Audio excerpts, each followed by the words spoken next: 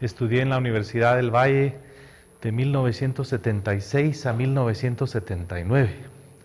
Cuando yo comencé, la Universidad del Valle todavía no tenía sus edificios propios, sino que compartíamos los salones de clase del Colegio Americano en las tardes. Eso, o sea que hace mucho, mucho tiempo. Y entre mis contemporáneos más famosos, Fernando Quevedo, iba 2 años adelante que yo, y Mario Blanco también, el químico, también estaba acá en esos momentos. Y yo tuve la distinción de ser el único matemático de mi profesión. Yo creo que eso todavía sigue pasando, que a veces le toca a alguien estar solito. Bueno, yo era de esos. La plática, los temas de los que les quiero contar un poco ahora, son unos temas de investigación que surgieron con la tesis doctoral de un estudiante mío que se llama Jeremy Moore. Vamos a darle crédito a quien merece crédito.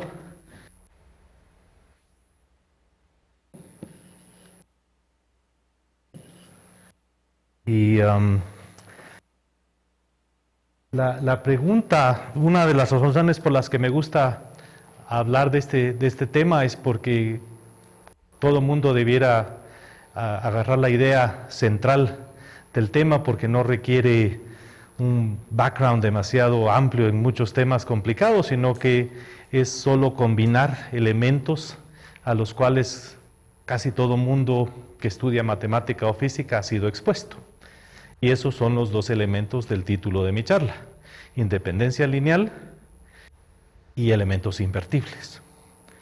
Y lo que sucedió es lo siguiente, que uno puede tener un anillo A. Sabemos que es un anillo, se puede sumar, restar, multiplicar, pero quizás no dividir. Si se pudiera dividir sería un campo. Tampoco asumimos siempre que sea conmutativo. En muchos casos nos interesan más los no conmutativos. Pero sí que le vamos a meter un poco más de estructura. Vamos a hacer que este anillo A va a ser un álgebra sobre otro anillo R.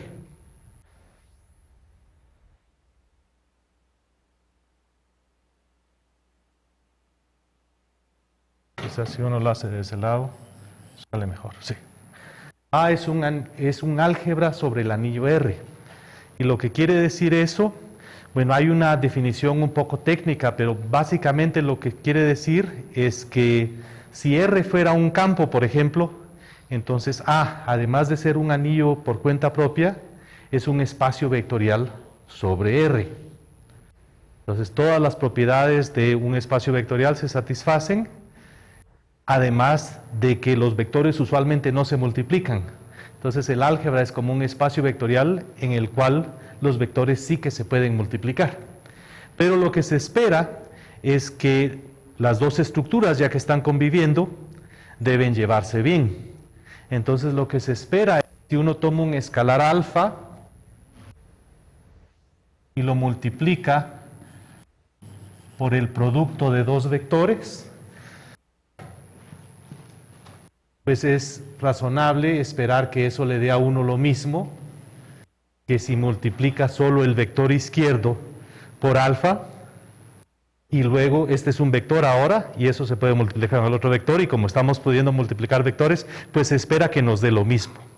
O sea que lo único que estamos pidiendo es que exista una cierta asociatividad.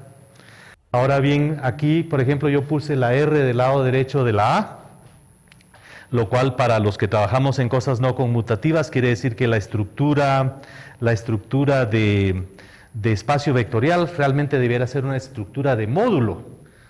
La idea de un módulo es pues la misma que de un espacio vectorial, pero no se requiere que este sea un campo. Y como este mismo no tiene que ser conmutativo, entonces sí es diferente si uno está multiplicando por los escalares desde la izquierda o por la derecha. Entonces dejémoslo de esta manera porque estoy acostumbrado a poner los escalares a la izquierda. Pero usualmente en la teoría de álgebras asumen que este es conmutativo, muchas veces asumen que este es un campo, conmutativo, y entonces no importa de qué lado se ponga el escalar. Y otra cosa que sucede es que al igual que asumimos que se podía hacer esto, también se podría hacer aquello. El alfa se puede ir hacia adentro, afectar al W y después golpearlo con la B. Eso es lo usual en esta estructura, es lo que se llaman álgebras. Pero en mi caso, en nuestro caso, trabajando con Jeremy, tuvimos la osadía de tratar de irnos un poco más amplios que lo que se pide usualmente. Y nosotros no pedimos esto. Entonces nuestra definición de álgebra es un poco más amplia que la definición. Y cuando uno hace eso, pues a veces sucede que las cosas se ponen mucho más complicadas y entonces uno quiebra el cristal y si estudiamos en el caso clásico, todas estas cosas funcionarían. Y la única razón por la que nos tiramos hacia algo un poco más amplio es porque hay muchas cosas en ese ámbito un poco más alto, más amplio. Entonces, algunos ejemplos, por ejemplo, de álgebras, es uno puede tomar polinomios con coeficientes en cualquier anillo. Entonces, los polinomios, pues sabemos que se pueden sumar, que se pueden restar, que se pueden multiplicar entre ellos haciendo la multiplicación de polinomios, y el único requerimiento es, pues por eso, poder multiplicar los coeficientes, poder sumarlos. Entonces, por eso es que no necesitamos realmente tener un campo aquí, con tener un anillo es suficiente. Otro ejemplo que a nosotros nos gusta mucho es el ejemplo de lo que se llaman polinomios de Laurent. Los polinomios de Laurent son como las series de Laurent, o como los polinomios, es cabal lo que está en medio. Aquí esto no es igual. Hacemos combinaciones lineales finitas de potencias positivas y potencias negativas de la variable x. Y los coeficientes pueden venir de cualquier anillo. Ese anillo no tiene que ser conmutativo ni nada. Otro ejemplo, ya que andamos en estas, es las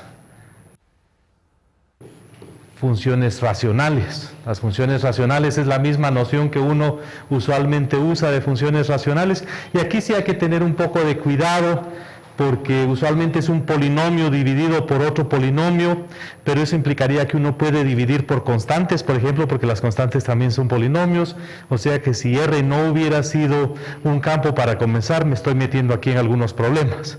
Entonces aquí podríamos pretender que R sí es un campo, o por lo menos de división.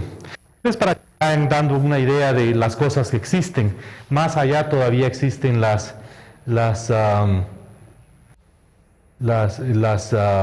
series de potencias, eso también es un álgebra. La manera en que es un álgebra es bastante fácil de verla porque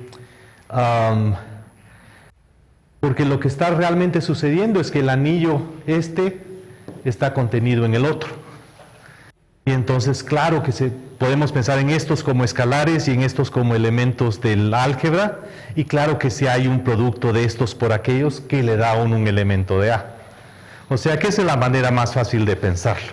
En la teoría tradicional de álgebras hasta se puede demostrar que eso es lo que sucede siempre. Si uno está trabajando siempre con un campo, ser un álgebra, los axiomas que listé, realmente quieren solo decir, adentro de este anillo hay una copia de ese campo. Okay. Y mi última página más era ¿verdad? El siguiente ejemplo que es muy interesante para nosotros es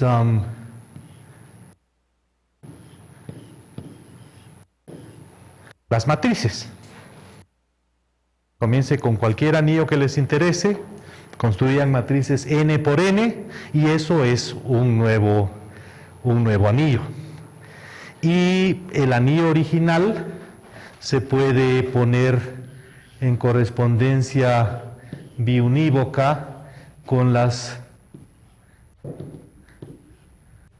matrices diagonales. La acción de multiplicar una matriz por una diagonal es multiplicar cada una de las entraditas por ese alfa. Entonces esa es la acción del subanillo R sobre el anillo A. Pero aquí es el ejemplo que nos convenció a nosotros de usar una definición diferente de álgebra.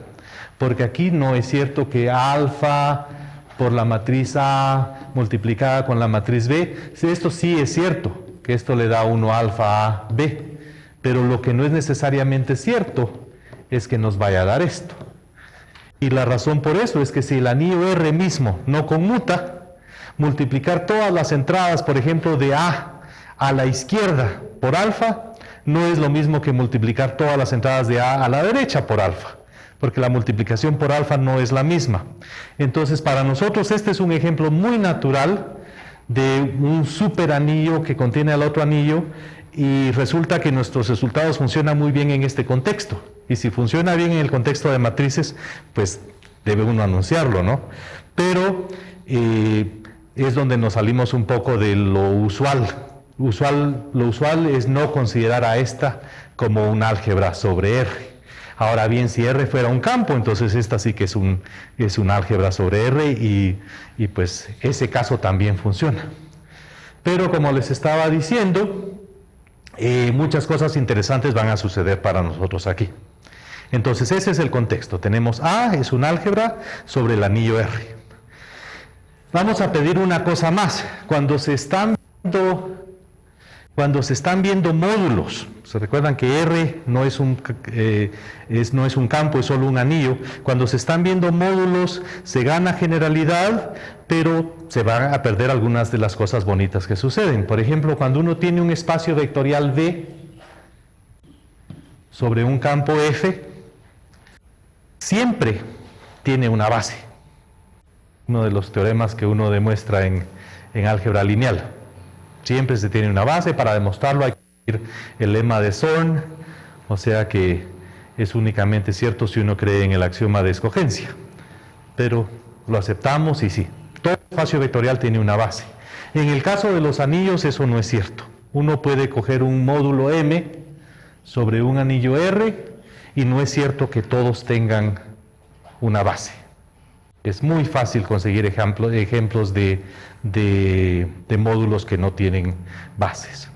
Entonces, una de las cosas que vamos a necesitar es que el álgebra A sea un módulo libre sobre el anillo R. Es decir, que sí tenga base. Vamos a asumir que tenga base. Los ejemplos que hemos estado viendo, todos tenían base.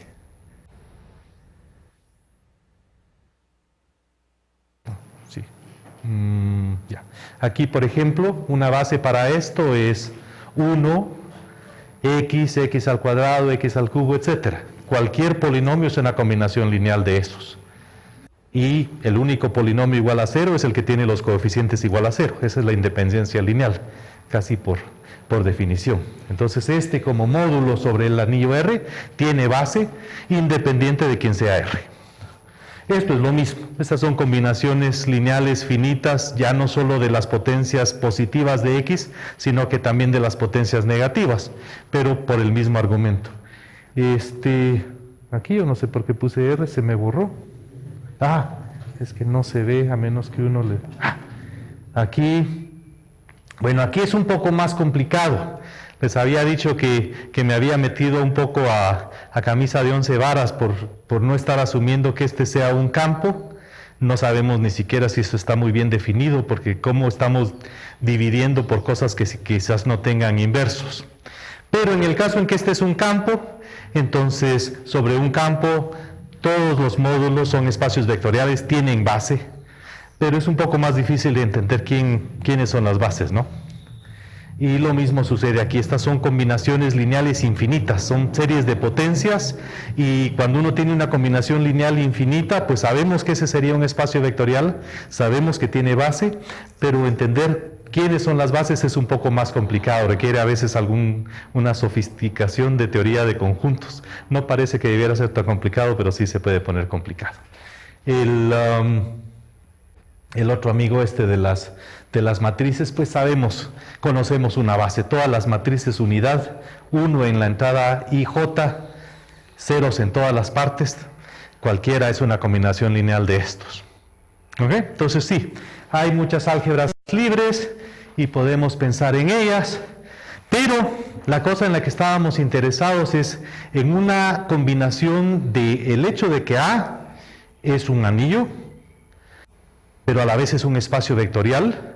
Entonces, mirar un concepto que tiene sentido desde el punto de vista de los anillos y un concepto que tiene sentido desde el punto de vista de los espacios vectoriales o de los módulos, y tratar de ver cómo se llevan el uno con el otro. Entonces, un concepto que tiene sentido en anillos es algunos elementos tienen inverso multiplicativo. A esos elementos se les llama unidades o elementos invertibles.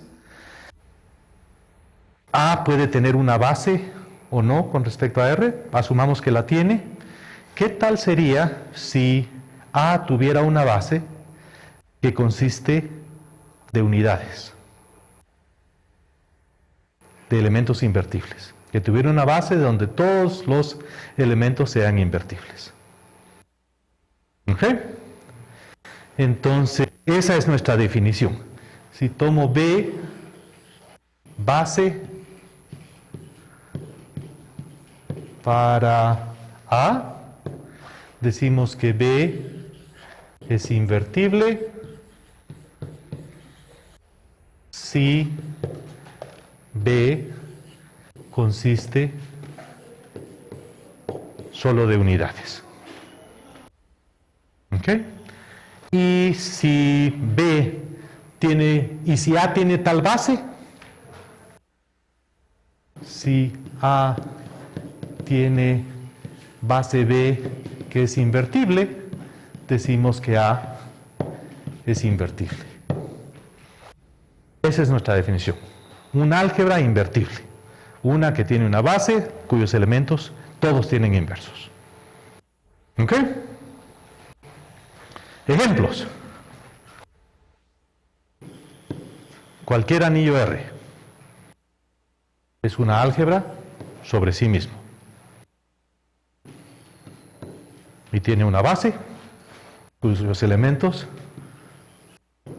son todos invertibles. ¿Sí? La unidad, ella sola, es linealmente independiente porque alfa por 1 va a ser igual a 0 solo si alfa es 0.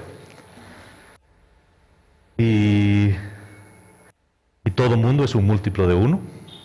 O sea que esa es la parte de generación. O sea que, bueno, todos los anillos son álgebras invertibles sobre ellos mismos. La cosa se pone un poco más interesante si A y R no son iguales. ¿Ok?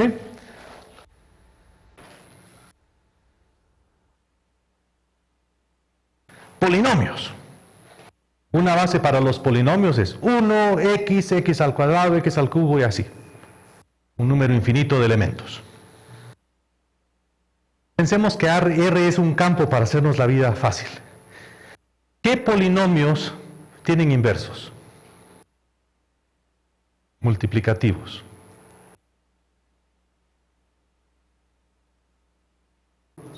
Solo las constantes diferentes de 0. ¿Será Rx o Fx un álgebra invertible? No. Las unidades solo generan un subespacio de dimensión 1. Y es un espacio de dimensión infinita. Ese no está muy bueno. ¿Qué tal este? Aquí, todas las potencias de x son invertibles. Y el conjunto de potencias de x es una base. Por lo tanto, esta es un álgebra invertible. No estamos pidiendo que todas las bases sean invertibles. Estamos pidiendo que tenga una base que sea invertible. Por ahí también investigamos qué se puede decir si todas las bases son invertibles. No sucede mucho, pero se puede tratar de contestar esa pregunta. ¿Invertible o no invertible? Digamos que R es un campo, para hacerlo fácil. Ese va a ser invertible. Porque tiene base porque F es un campo. Y es un campo. Es una extensión. Es una extensión.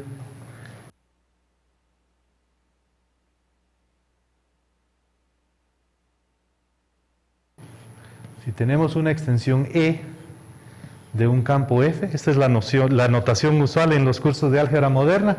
Si tomamos este para que sea nuestro A y este para que sea nuestro R, sabemos que este es un espacio vectorial, por lo tanto tiene una base. Sabemos que este es un campo, por lo tanto todos los elementos son invertibles. Entonces este es un ejemplo donde sí existe una base que es invertible. Es más, cualquier base es invertible. ¿Ok? Va a ser el único caso. El único caso en que todas las bases son invertibles va a ser el caso de las extensiones de un anillo de división sobre otro. O sea que no es un problema demasiado interesante, pero está bonito de ejercicio de calentamiento. ¿Ok?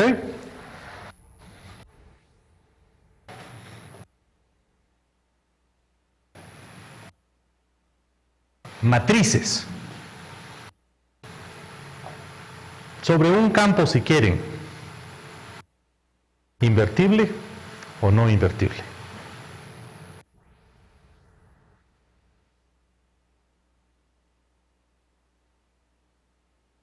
Tomemos un voto. ¿Quiénes piensan que es invertible? Levanten la mano. Hay un voto a favor. Un voto y medio. ¿Sí? ¿Quiénes piensan que no?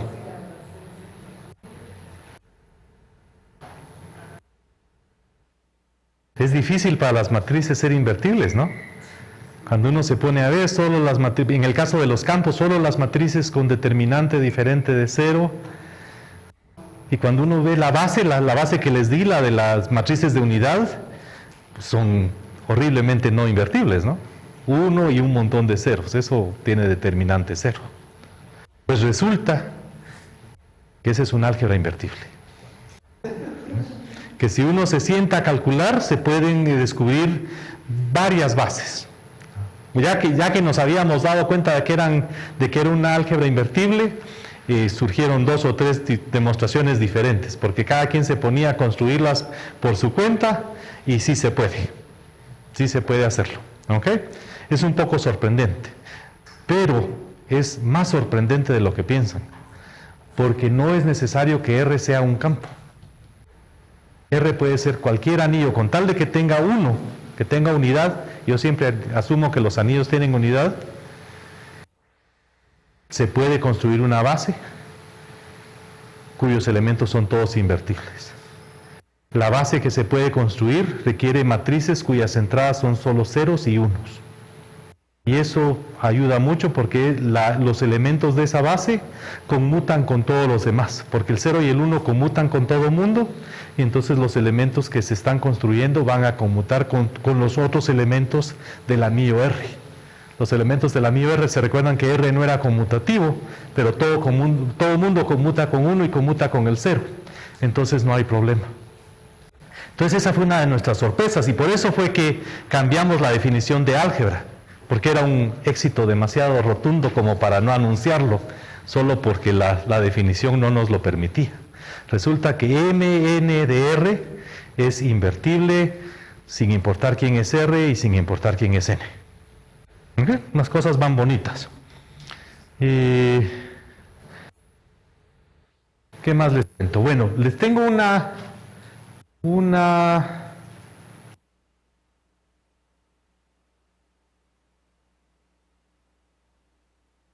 definición que es muy interesante. Este es el tipo de definición que yo quisiera que todos lo aprendieran en el primer curso de álgebra, y por alguna razón no se hace.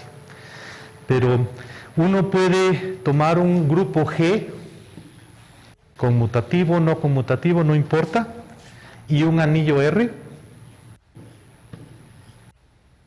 Nuevamente no importa si es conmutativo o no, y puede construir un nuevo anillo.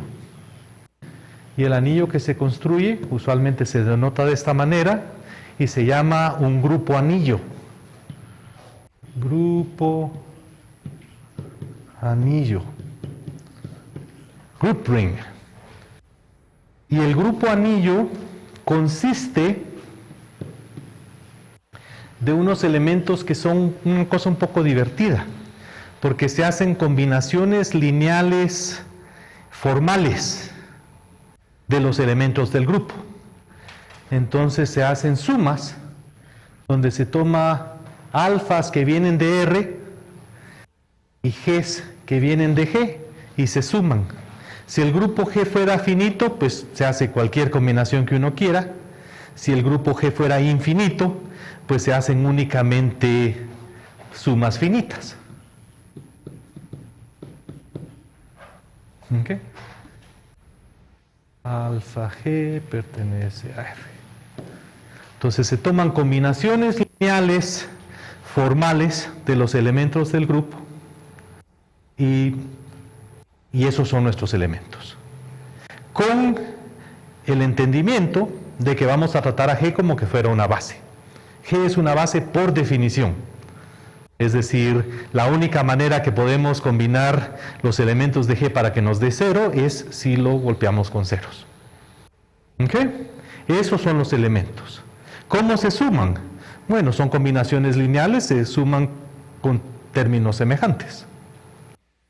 ¿Cómo se restan? Se les cambian el signo a los coeficientes y como vienen de R, que es anillo, se puede. ¿Y cómo se multiplican? Bueno, tenemos una suma finita, otra suma finita, se le impone la distributividad y entonces va a terminar uno con cosas que parecen alfa por G multiplicado por B, beta por H. Aquí lo entendido es que los griegos vienen de R y la G y la H vienen de G. Y entonces lo que se hace es que se toma alfa por beta, que se puede porque vienen de un anillo, y G por H. Y eso se puede multiplicar porque vienen de un grupo. Y entonces cuando estamos haciendo G por H quizás va a coincidir con G por H'. Bueno, se simplifica. Si hay varios diferentes parejas de elementos del grupo que nos han dado el producto, pues al final se suman esas cosas. ¿Verdad? Y eso es lo que se llama un grupo anillo. Y es una maquinaria fabulosa para producir anillos con dinámicas inesperadas. Porque se puede coger cualquier grupo, cualquier anillo, se combinan y nos producen uno de estos. Ese es un tema clásico de la investigación que sucede hace mucho tiempo. Pero fíjense que para nosotros estos son muy importantes porque esta álgebra tiene una base cuyos elementos son todos invertibles. Se asocia, se identifican los elementos del grupo con este elemento del grupo anillo. Porque los elementos del grupo anillo son combinaciones lineales de elementos del grupo. Entonces se identifica 1 por G con G. Eso es 1 por G más 0 por los otros. Eso se identifica con G. Y entonces este contiene a G. Y los elementos de G son invertibles porque se multiplica G por G inverso. Lo que realmente estamos haciendo es 1G por 1G inverso, lo cual nos da 1 por 1 por G inverso. G por G inverso es la unidad y se puede notar que la unidad del grupo se convierte también en la unidad del grupo anillo. Y esta es como fue la motivación original para este estudio. Teníamos esta familia de álgebras que tienen una base invertible para comenzar. Entonces una de las primeras estrategias que seguimos fue la siguiente. Dijimos, ok, aquí tenemos los grupo anillos. Grupo anillos. Y aquí tenemos las extensiones de campos. Extensiones de campos. Todavía ni siquiera habíamos notado lo que sucede con las matrices cuando estábamos planteándonos esto. Y decidimos, bueno, aquí están las álgebras invertibles. Estos son álgebras invertibles, tienen como base al grupo. Estas son álgebras invertibles porque todas las bases son invertibles. ¿Ok? Y estas dos, por cierto, no tienen nada en común. La única manera que se puede conseguir una extensión de campo, que es además un grupo anillo, es si se comienza con un campo y luego se hace el grupo anillo por el grupo trivial. Entonces lo que le sale a uno es una nueva copia de F. F y se va para E. F identidad es solo F. O sea que no es un ejemplo muy interesante. La única intersección entre estos dos es una trivialidad. Pero esto está muy bonito porque tenemos dos cosas bastante diferentes la una de la otra que se comportan de esta manera. Empezamos a tratar de aproximarnos por arriba a los grupoanillos. Entonces, invertible quiere decir que tiene una base invertible. ¿Sí? Entonces, dijimos, bueno, acerquémonos un poco. A estas las vamos a llamar invertible 2. E invertible 2 quiere decir esto. Es invertible 1, tiene una base que es invertible, pero esta base tiene esta otra propiedad interesante. Que si tomamos el conjunto de todos los inversos de los elementos de esa base, también es una base.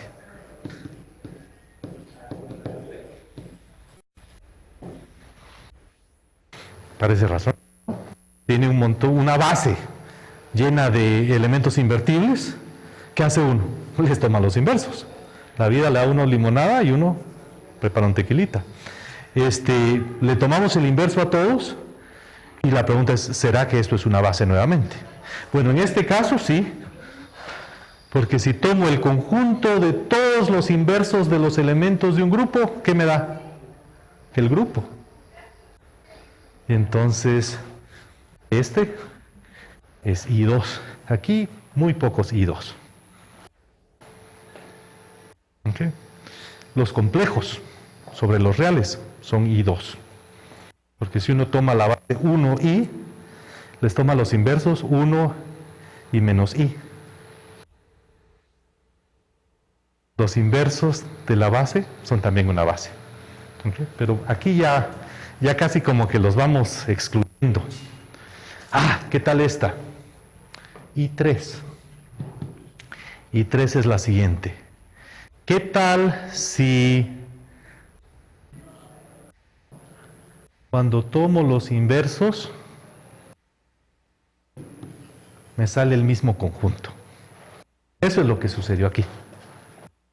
Entonces, nuevamente, podemos demostrar que pues esto implica aquello, esto implica aquello, pero no en el sentido contrario. Y aquí sobre esto no estamos seguros. Tenemos ejemplo de bases que son invertibles y las bases mismas no satisfacen la propiedad I2.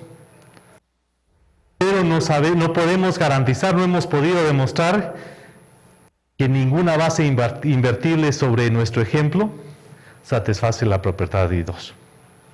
Tenemos ejemplos de álgebras que son I2 pero no son I3. Que sí, es cierto que hay una base cuyos inversos también son una base invertible cuyos inversos también son una base, pero pese a que esas existen, ninguna de ellas va a coincidir con su conjunto de bases. Y por aquí teníamos otro concepto que se llama I4. Y el I4 es como I3 con la condición de que uno pertenezca a la base. I3 y 1 pertenece a la base. Y aquí sucede algo divertido. Si yo demuestro que un álgebra es invertible, sin perder generalidad, puedo demostrar que además tiene una base invertible, uno de cuyos elementos es el 1. Se puede manipular la base invertible que uno tiene de manera que el 1 sea uno de los elementos. Si yo tengo una base invertible 2, se puede manipular de manera que tenga una base invertible 2 que contiene el 1. Pero si tengo una base invertible 3, no se puede garantizar que además tenga una base invertible 3 que contenga la unidad. O sea que este también funciona en este sentido, pero no necesariamente en el otro. Tenemos contraejemplos para cada una de estas, excepto para esta. Aquí tenemos un contraejemplo que funciona a nivel de bases, pero no necesariamente a nivel de álgebras. Sospechamos, juramos que debe funcionar para ese mismo ejemplo, pero no lo hemos podido demostrar. ¿Sí? ¿Estamos? Pues este es el tema. Ah, y por cierto, los grupos anillos, claro que satisfacen eso. La base, que es el grupo, satisface que tomo los inversos me da lo mismo, y el 1 del álgebra es el 1 del grupo. Por lo tanto, nos fuimos ahí tratando de converger hacia los grupos anillos, tratando de excluir los otros ejemplos para ver hasta dónde se puede hacer. ¿Ok? Luego se nos ocurrió otra preguntita. Vamos a ver. Entonces esta es el esquema que tenemos. Tenemos las I's, les voy a decir I1, I2, I3, I4, grupo anillo. ¿Ok? Pero sabemos que todas estas son inclusiones propias. Y lo que estamos viendo es, bueno, ¿qué tan bien se portan las bases invertibles? En el sentido de que cuando tomamos inversos volvemos a caer en el mismo lugar, en la misma base.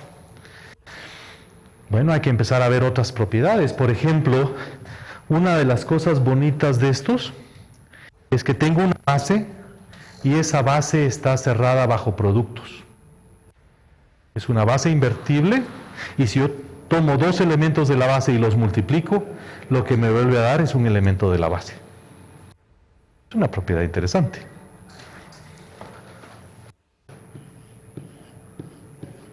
Closed under products. CUP. ¿Sí? Asumamos que es invertible y cerrada bajo productos. Entonces tenemos esto. ¿Será que podemos encontrar otro ejemplo que no sean los grupos anillos que satisfagan esta propiedad? Tengo una base, todos los elementos tienen inversos, igual que en un grupo, y este conjunto, cuando yo multiplico los elementos de la base, me vuelven a dar elementos de la base.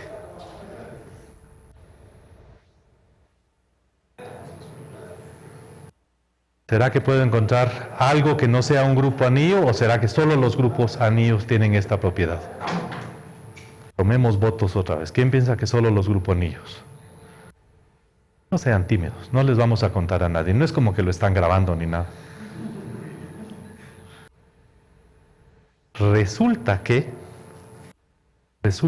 solo los grupos anillos tienen esta propiedad. Bueno, no tanto. Con una cierta condición de conmutatividad, solo los grupos anillos tienen esta propiedad. Les voy a mostrar la demostración. Y usualmente a mí no me gusta poner demostraciones en las charlas, pero esta está tan bonita y tiene el puro sabor de lo que estamos tratando de hacer. ¿Ok? Entonces, ¿cuál es la clave? Les voy a demostrar que esto, así entre comillas, casi que implica aquello. Después les voy a explicar qué quieren decir las comillas, porque no es cierto, pero casi es cierto. ¿Ok? Lo que sí es cierto es lo siguiente. Uno tiene una base B que es invertible, de manera que B por B está contenido en B. Si uno tiene eso, uno puede concluir que B es un grupo.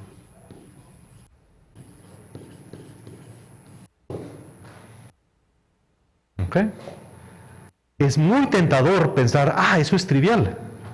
Uno puede tomar inversos y uno puede multiplicar. es un grupo, ¿verdad? Es tentador, pero el detallito con el que hay que tener cuidado es que sí, se pueden tomar inversos, pero no hemos dicho que los inversos vuelvan a salir en B. No hemos dicho que sean cerrados bajo inversos. Son invertibles, pero dentro de A. El inverso de un elemento de la base es un elemento del álgebra, pero quizás no el elemento. Es más, ni siquiera estamos asumiendo, por ejemplo, que B contenga 1. Habíamos hablado de eso de que sin perder generalidad uno puede asumir que uno tiene al 1, pero no necesariamente con estas condiciones. Entonces la demostración es bastante sencilla y le muestra a uno bastante el sabor del tema. Dicen, ok, supongamos que tenemos una base B que es invertible y cerrada bajo productos. Entonces lo primero que vamos a concluir es que la base tiene que contener a la unidad del álgebra. ¿Ok? Demostración.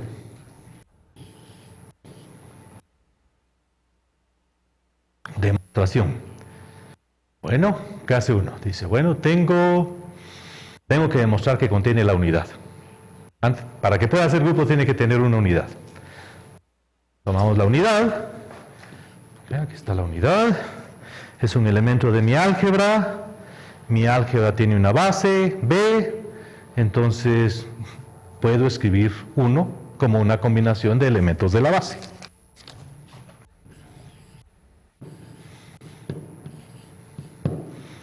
Una combinación finita, ¿no?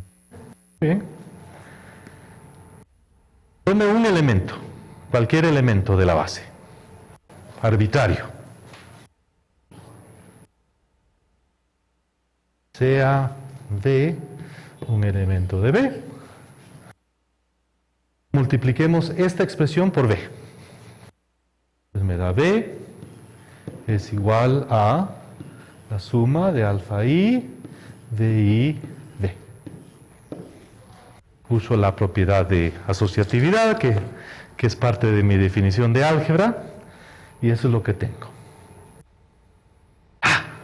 Pero estamos asumiendo que es cerrado bajo productos. Entonces estos son elementos de la base, porque es cerrada bajo productos. Y aquí tengo una combinación lineal de elementos de la base, que me da 0. Entonces todos los coeficientes de todos los elementos de la base deben ser ceros. Este elemento de la base, recuérdense que lo escogí de la base, tiene coeficiente 1 ahorita, pero tiene que tener coeficiente 0. Eso quiere decir que hay otro término donde vuelve a salir B. ¿Sí? Tiene que haber aparecido 2 veces, porque esta es una combinación lineal de elementos de la base. Y aquí por el momento tiene coeficiente 1, entonces debe simplificarse. Entonces existe J tal que DJD,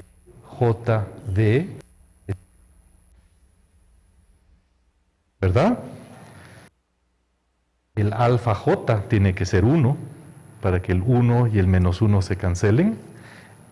Pero si DJB es igual a B y B es invertible, porque estamos asumiendo que es una base invertible, entonces multiplicamos por el inverso de B y nos da que DJ es igual a 1. Y ahí está el primer detalle. 1 pertenece a esta base, usamos independencia lineal, seamos cerrados bajo productos, usamos solo la información que teníamos.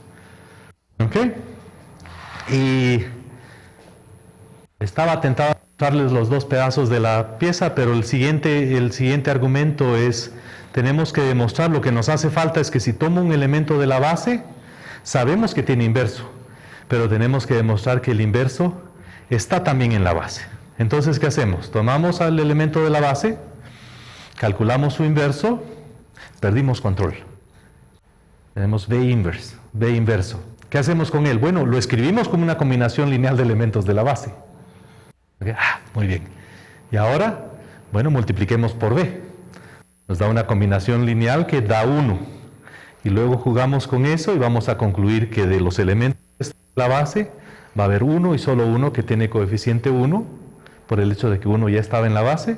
Los demás van a tener ceros, y el que tiene coeficiente 1 va a ser un elemento de la base que multiplicado con B, con B da 1, por lo tanto es el inverso, tenía que estar en la base. ¿Sí? Más o menos. Les envío el artículo si lo quieren. Pero esa es la idea. Entonces, volviendo un poco aquí, a lo que concluimos es que estamos asumiendo que los elementos de la base son cerrados bajo producto y son invertibles. Ellos mismos deben convertirse en un grupo. Entonces uno dice, entonces es un grupo anillo. No tanto. En el grupo anillo hay un detallito que es que en el grupo anillo los elementos del grupo conmutan con los coeficientes.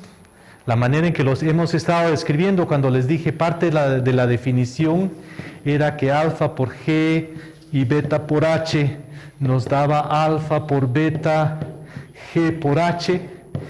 Ahí implícito está el hecho de que estamos permitiendo que el beta se pase al otro lado del G. Estamos permitiendo mucha conmutabilidad, eso es parte de la definición de un grupo anillo.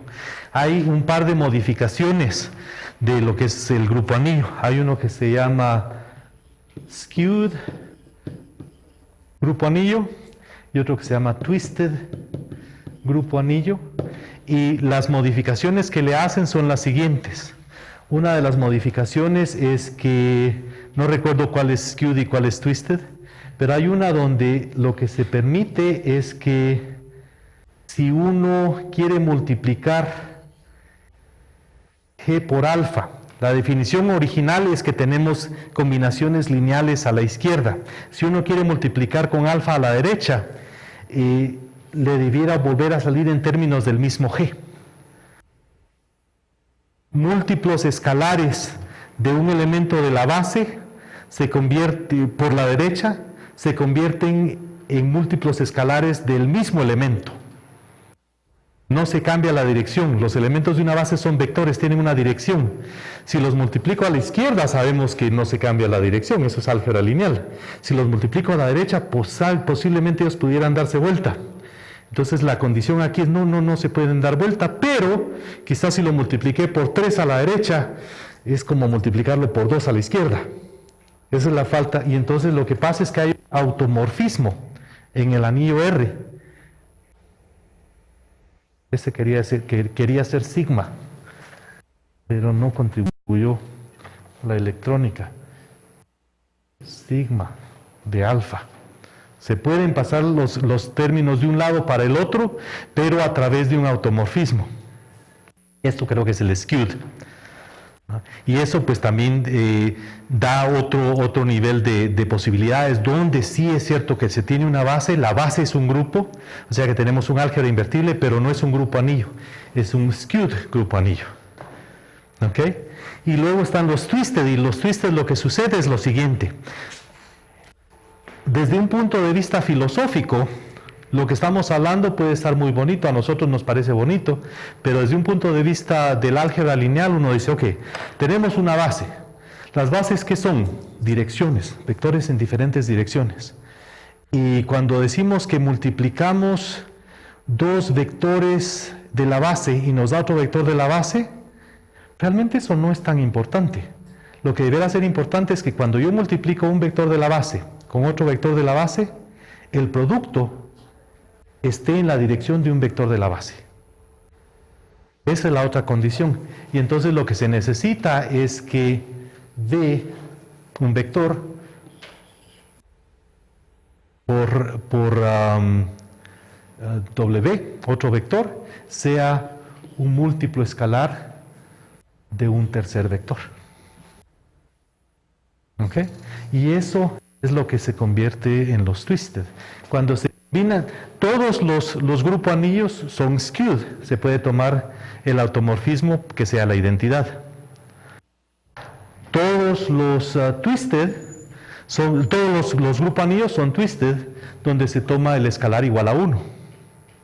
La idea de que el producto de dos vectores de la base sea un vector de la base podría haberse expresado como el producto de dos vectores de la base es un múltiplo escalar de un vector de la base donde el escalar es 1. Entonces esta es una generalización de eso, y cuando se ponen los dos juntos le da a uno algo que se llaman productos cruzados.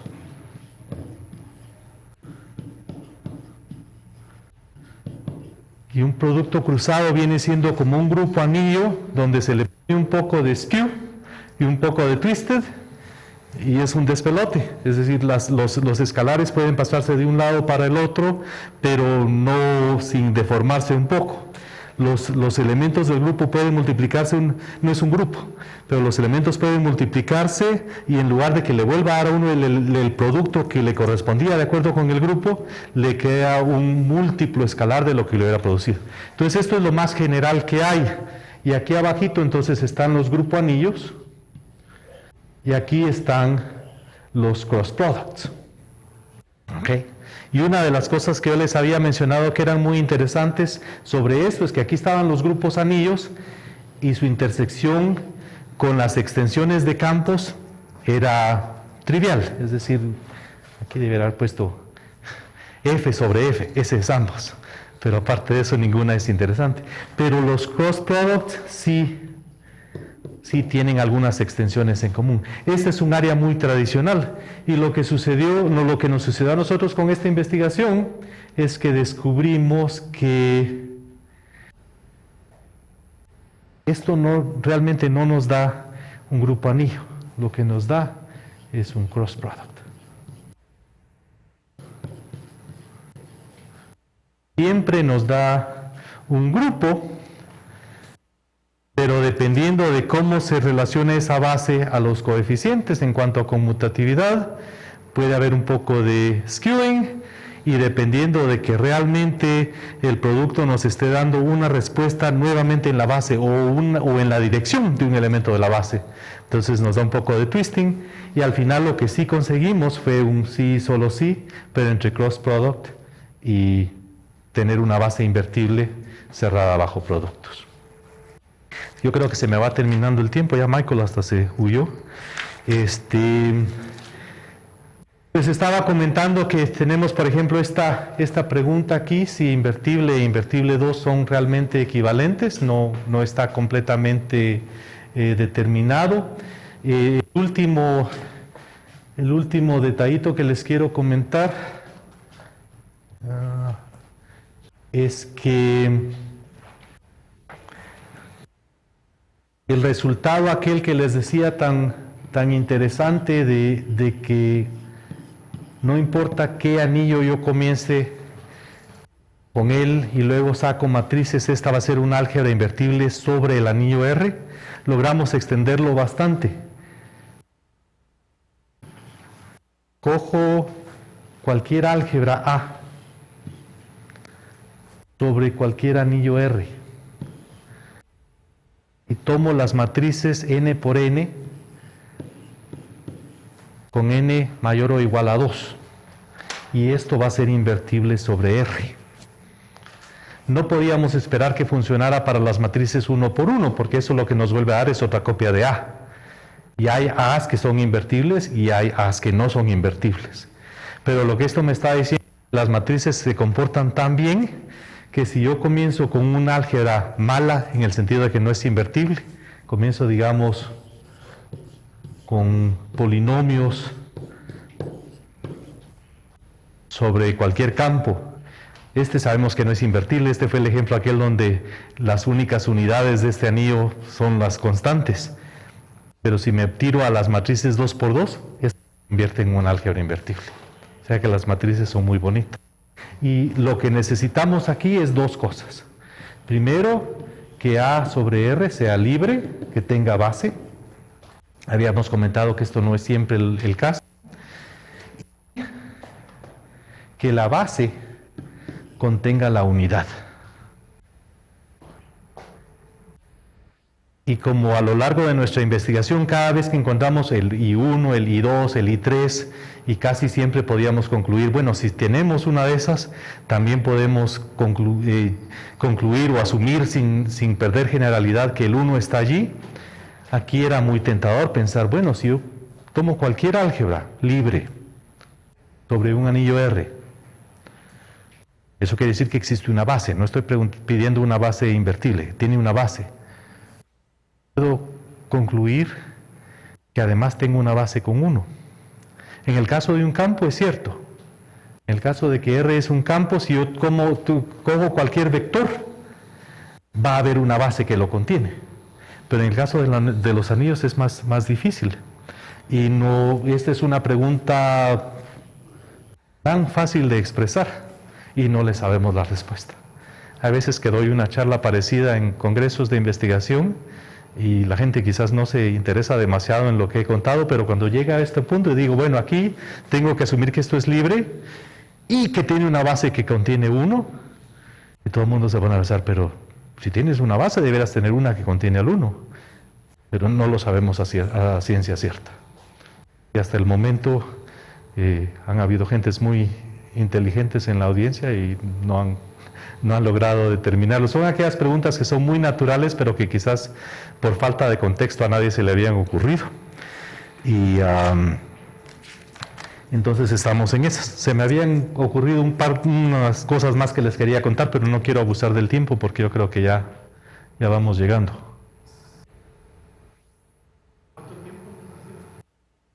¿Cuánto tiempo me da? 5 minutos. Ok.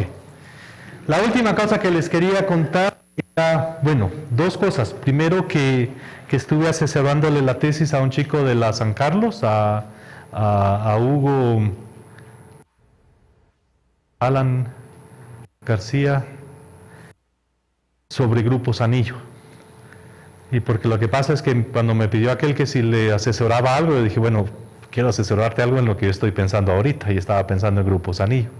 Y también tuve hace 1 año o 2 un chico de la del Valle, Juanfer Valdés, y a él el tema en el que trabajamos también se relacionaba a este proyecto, y es una cosa que se llama álgebras de caminos de Leavitt.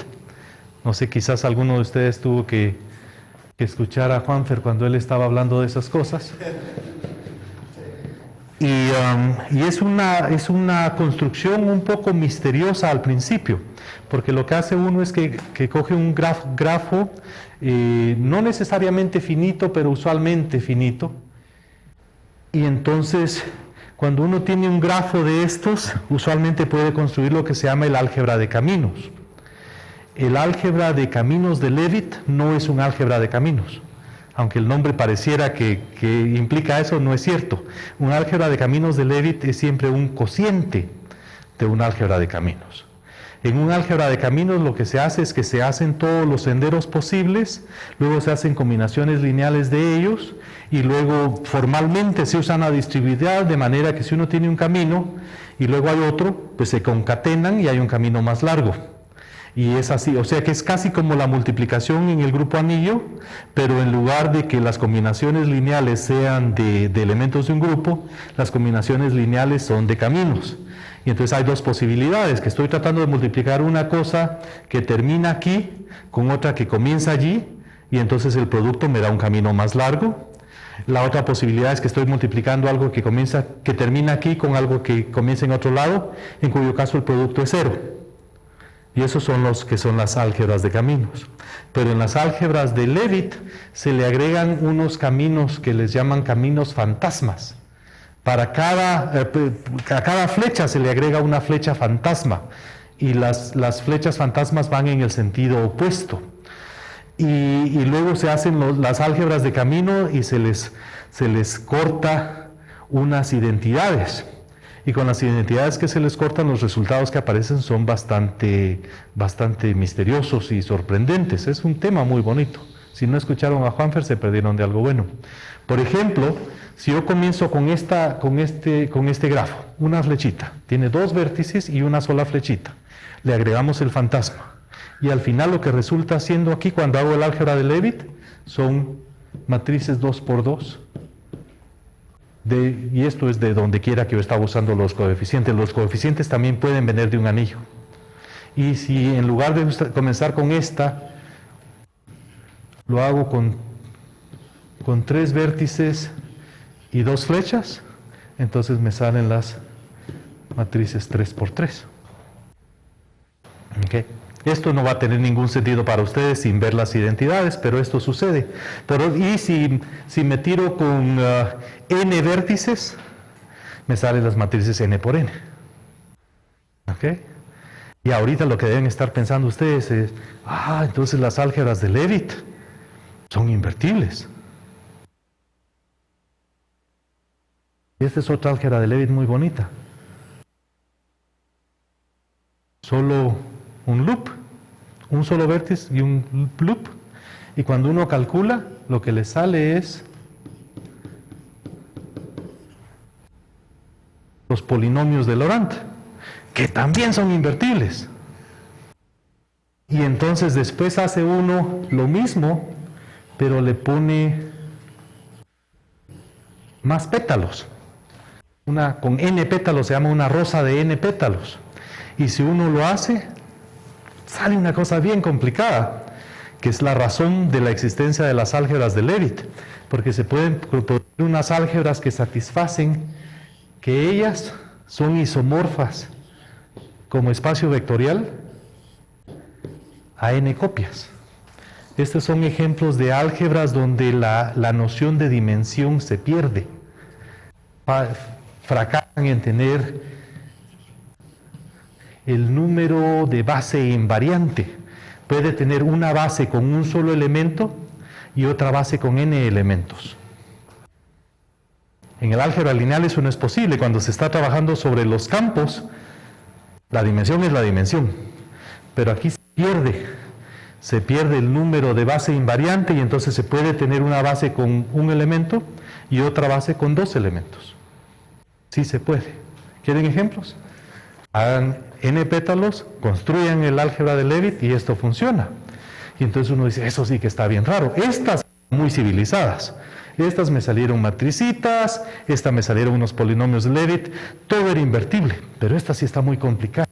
Lo que sucede es lo siguiente, y aquí esto tampoco es una prueba verdadera, es prueba entre comillas. Pero si uno tiene que A es isomorfo a la n, entonces los endomorfismos de A, que es el mismo A, van a ser isomorfos a los endomorfismos de A a la n, que son las matrices n por n sobre A. ¿Ok? Esto es cierto, esta no es la parte entre comillas.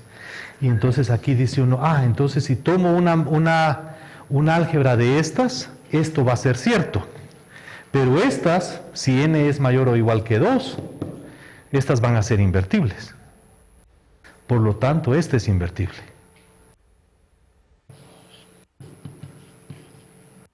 Y esta es la parte que está entre comillas.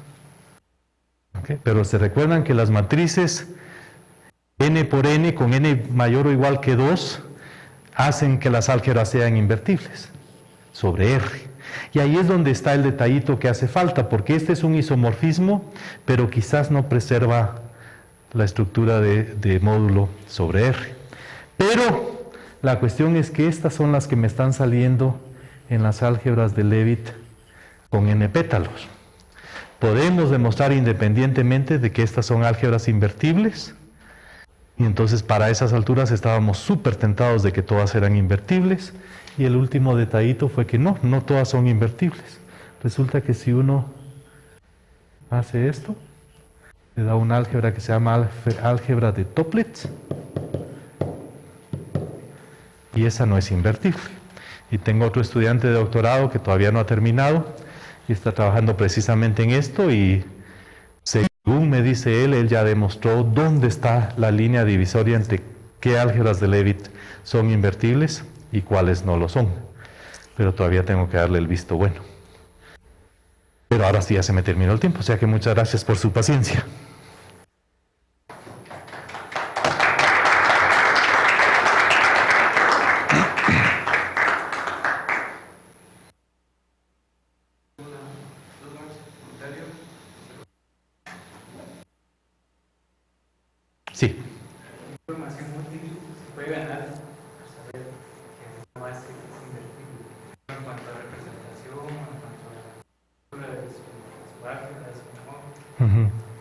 Esa es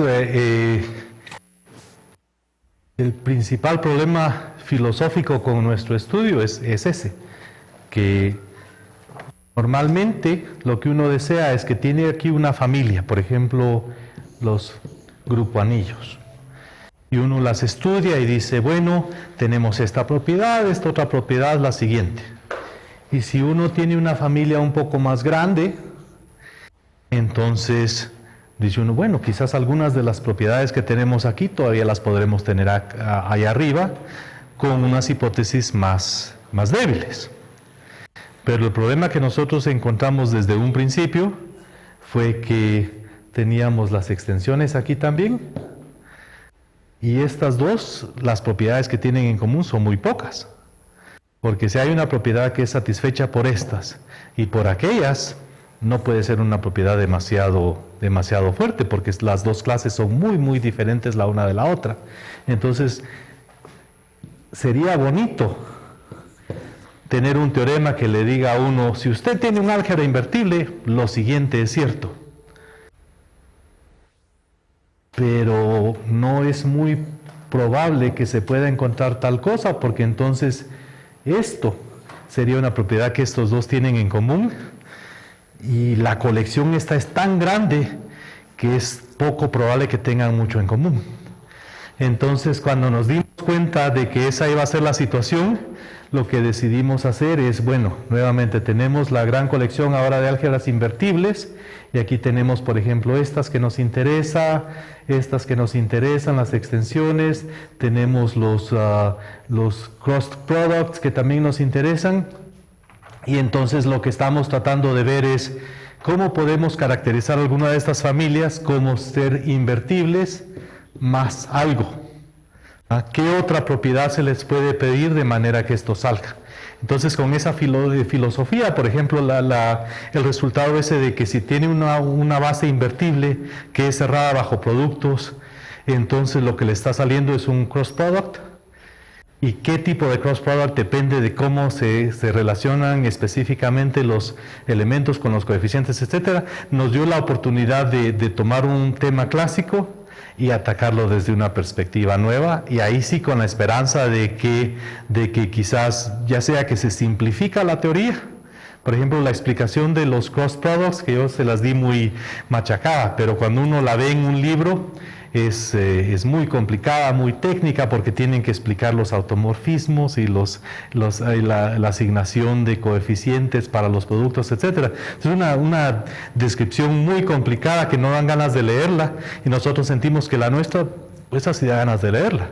Tenemos una base, todos los elementos son unidades, y es cerrada bajo productos, o cerrada escalarmente bajo productos, es la expresión que usamos para permitir que quepan también los twisted. Pero esa es la filosofía. Sí, hay muy poco para afuera, y yo no soy muy optimista de que se pueda llegar muy lejos, porque el mordisco que le pegamos al pastel era demasiado grande. Es que cuesta tragárselo. Pero buena pregunta. Muchas gracias. Muchas gracias.